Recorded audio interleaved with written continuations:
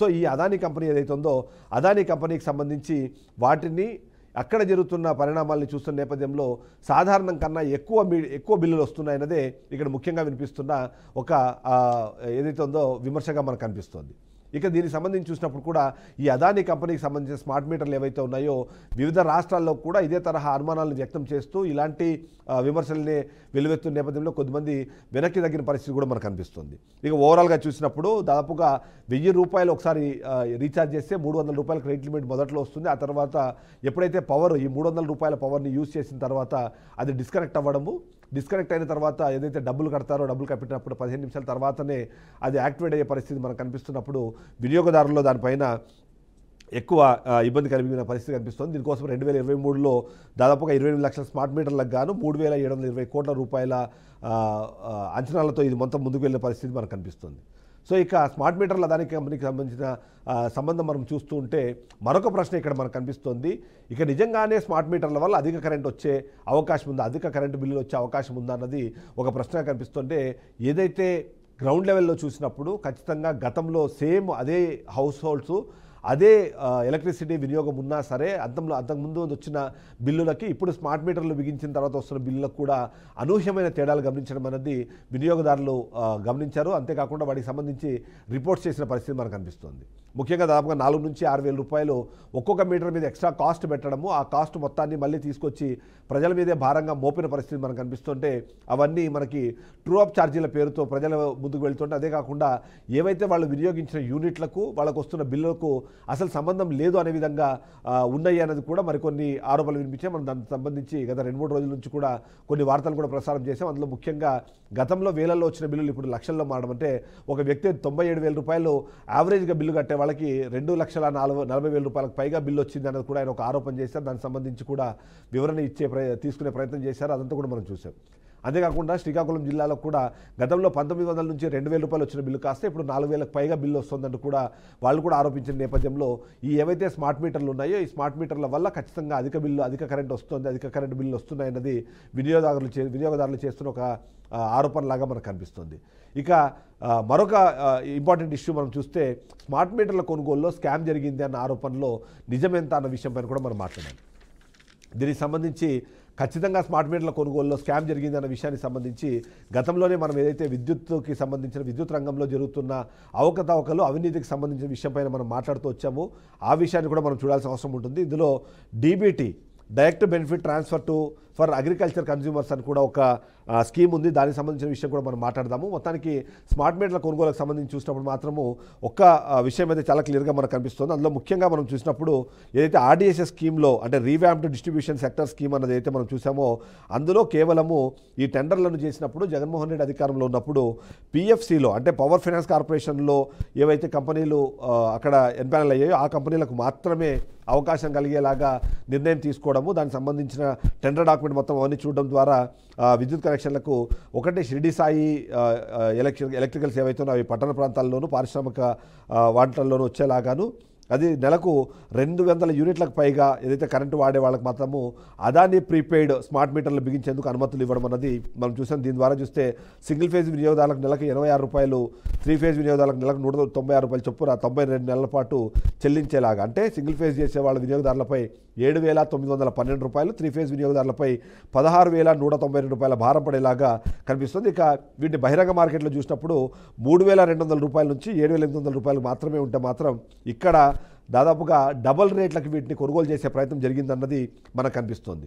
ఇందులో భాగంగానే ఈ ట్యాగ్ని కూడా తగిలించడం అనేది మనం చూస్తుంటే కూటమి అధికారంలోకి వచ్చిన తర్వాత వీటిని అన్నింటినీ తీసేస్తారనుకున్నారు, కానీ కూటమి ప్రభుత్వం కూడా వీటిని కంటిన్యూ చేస్తున్న పరిస్థితి మనకు ఇక్కడ చాలా క్లియర్గా కనిపిస్తుంది. ఇక ప్రభుత్వం దీనికి సంబంధించి దిద్దుబాటు చర్యలు అయితే ప్రారంభించింది. అందులో భాగంగానే ఏవైతే ఆరోపణలు వచ్చాయో ఆరోపణలు వచ్చిన వెంటనే మినిస్టర్ దీని మీద స్పందించారు. 24 గంటల లోపల వీటిపైన ఒక నివేదిక ఇవ్వాలి. నిజంగానే గతంలో వచ్చిన బిల్లులు ఏంటి, ఇప్పుడు వస్తున్న బిల్లులు ఏంటి, ఈ బిల్లుల మధ్యలో ఎందుకు ఆ విద్యుత్ వినియోగం పెరిగిందా, పెరగకుండానే ఈ బిల్లులు పెరిగాయి అన్నది ఒకటి. అంతేకాకుండా ఇందులో ట్రూ అప్ ఛార్జీలకు సంబంధించిన వాటా ఎంత, అది కాకుండా ఏదైతే వీళ్ళు ఆల్రెడీ వినియోగిస్తున్న కరెంటుకే వస్తున్న ఎక్స్ట్రా బిల్లులు ఎంత అనే విషయం పైన పూర్తి స్థాయిలో నివేదికను ఇవ్వాలి అని చెప్పి కూడా నిర్ణయం తీసుకొని అందులో భాగంగానే ప్రభుత్వం దిద్దుబాటు చర్యలకు వెళ్ళిన పరిస్థితి మనకు కనిపిస్తుంది. అందుకనే ఇప్పుడు మనకు చాలా క్లియర్గా కనిపిస్తుంది ఏదైతే స్మార్ట్ మీటర్ల పేరుతో ఆంధ్రప్రదేశ్ ఆంధ్రప్రదేశ్ రాష్ట్రంలో జరిగిన ఒక ప్రయత్నం ఏదైతే ఉందో అది సాధారణ వినియోగదారులకు అలాగే పరిశ్రమలకు సంబంధించిన యాజమాన్యాలకు కూడా స్మార్ట్గా ఒక షాక్ని అయితే తగిలిస్తోంది అనేది అయితే మనం చెప్పాలి.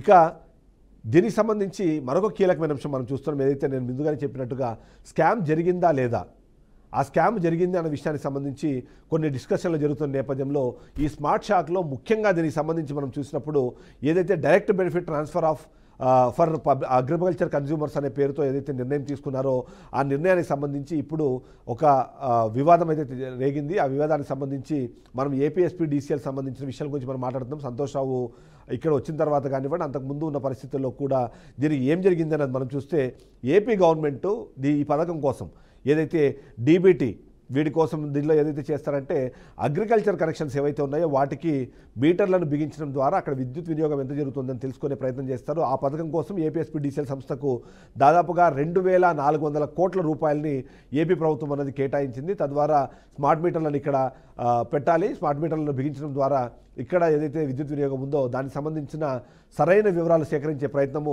చేసేందుకు ఒక ప్రయత్నం చేసింది. వీటి కోసము డిస్కంలను ఏదైతే ఉన్నాయో డిస్కంలకు సంబంధించి మనం చూసినప్పుడు షిరిడి సాయి ఎలక్ట్రికల్స్కి దాదాపుగా 3,950 కోట్ల విలువైన పనులను అప్పగించడంతో పాటు వీటికి రివర్స్ టెండరింగ్ ద్వారా ఈ నెంబర్ ఇచ్చినట్టుగా కూడా గతంలో ప్రభుత్వం ఏర్పాటు చేసిన పరిస్థితి మనకు కనిపిస్తుంటే ఇక్కడ మనకు కనిపిస్తున్న కీలకమైన అంశం ఏదైతే ఈ అడిషనల్ ఎక్స్పెండిచర్ అంటే 2,400 కోట్ల రూపాయలు ముందుగా పథకానికి కేటాయింపులు చేస్తే 3,950 కోట్ల రూపాయలకు సంబంధించిన పనులు అప్పగించినప్పుడు దీనికి అడిషనల్గా ఉన్న ఈ 2,550 కోట్లు ఏవైతే ఉన్నాయో 1,550 కోట్ల రూపాయలకు సంబంధించిన అడిషనల్ ఎక్స్పెండిచర్కి ఎలాంటి శాంక్షన్ కూడా లేని సిచ్యువేషన్ కనిపిస్తుంది.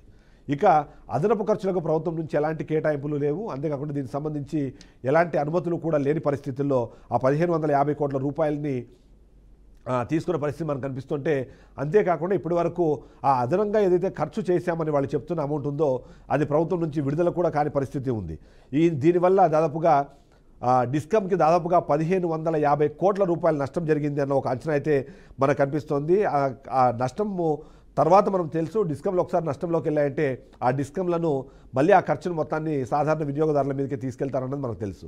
ఈ ప్రాజెక్ట్ ఖర్చులో దాదాపుగా 80% మెటీరియల్ ఒక్క షిరిడి సాయి ఎలక్ట్రికల్స్ మాత్రమే వాటిని సప్లై చేసింది అంటే మనకు అర్థమవుతుంది ఈ సరఫరా చేసే పేరుతో కూడా ఇక్కడ ఒక పెద్ద స్కామ్ జరిగింది అని అయితే మనకు అర్థమవుతుంది.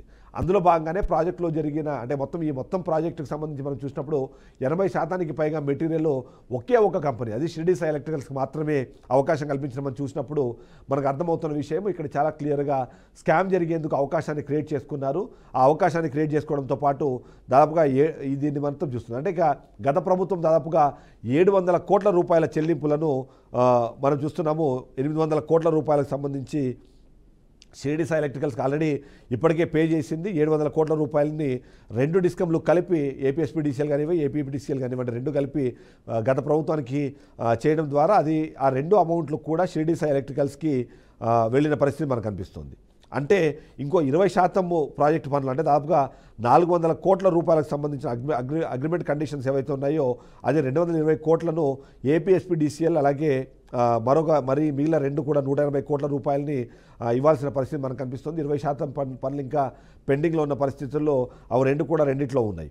ఈ అమౌంట్ 220 కోట్ల రూపాయలని అతిక్రమించి అంటే నిబంధనలు అతిక్రమించి 220 కోట్ల రూపాయలను ఏపీఎస్పీడీసీఎల్ అలాగే మిగిలిన 2 డిస్కంలు అంటే ఒకటి ఏపీఈపీడీసీఎల్ అలాగే ఏపీసీపీడీసీఎల్ 2 కూడా కలిపి 180 కోట్ల రూపాయలని కేటాయించిన పరిస్థితి మనకు కనిపిస్తుంది. ఇంకా మిగిలిన బ్యాలెన్స్ కూడా త్వరలోనే పే చేయాల్సిన పరిస్థితి ఉంది. అంతేకాకుండా గతంలో ఎలా పెరిగింది అనే దాన్ని చూస్తే 222 కోట్ల రూపాయలకు సంబంధించిన పేమెంట్లు షిరిడి సాయి ఎలక్ట్రికల్స్కి చేసిన పేమెంట్లో ఒకటేమో 5/5/2025 రోజున 70 కోట్ల రూపాయలు, 8/5/2025లో మరో 80 కోట్ల రూపాయలు వాటి కేటాయింపులు అంటే వాటికి పేమెంట్స్ జరిగాయంటే మనకు అర్థమవుతుంది గత ప్రభుత్వ హయాంలో ఏవైతే తప్పులు జరిగాయో వాటికి సంబంధించిన అవినీతి మరకలు ఏవైతే ఉన్నాయో అవి ఇప్పుడు కూడా ప్రస్తుతం ఉన్న అధికారులు వాటిని కంటిన్యూ చేస్తున్నారన్నది.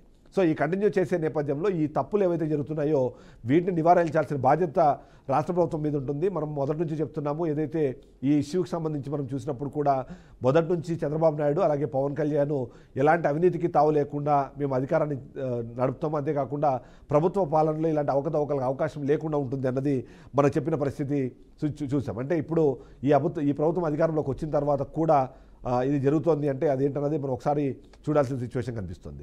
ఇక ఒప్పందం ప్రకారం ఫీల్డ్లో అన్ని సామాగ్రిని ఈ కంప్లీట్ చేసిన తర్వాత అంటే ఏదైతే ఎక్విప్మెంట్ ఉందో వాటన్నింటినీ మొత్తాన్ని ఇన్స్టలేషన్ కంప్లీట్ చేసిన తర్వాత మాత్రమే ఆ 20% అన్నది విడుదల చేయాల్సినట్టుగా ఈ టెండర్ డాక్యుమెంట్లో ఉంటే అప్పుడు మాత్రమే ఈ 20% అన్నది కంప్లీట్ చేయాలి.